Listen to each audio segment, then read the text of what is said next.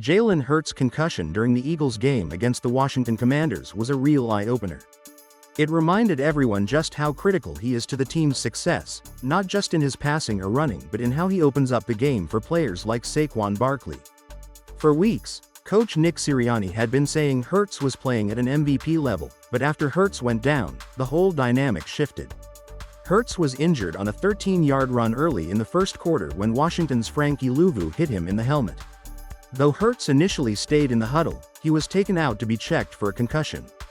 Kenny Pickett replaced him, and that's when things started to go downhill for the Eagles.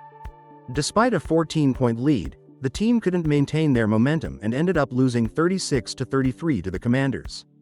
Without Hurts, Barkley struggled.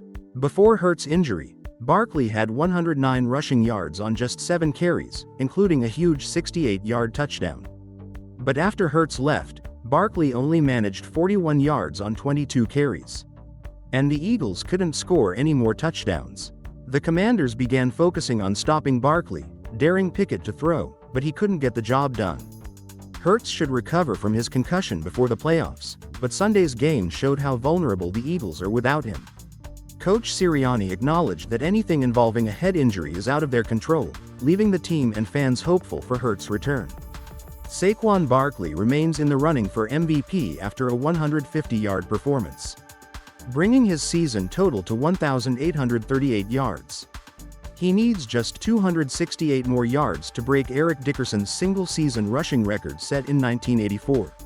Still, Barkley admitted how much Hurts' ability to run the ball opens up the game for him. With Hurts in the game, the Eagles had the upper hand, but when Pickett stepped in, the Commanders adjusted their defense to focus on Barkley.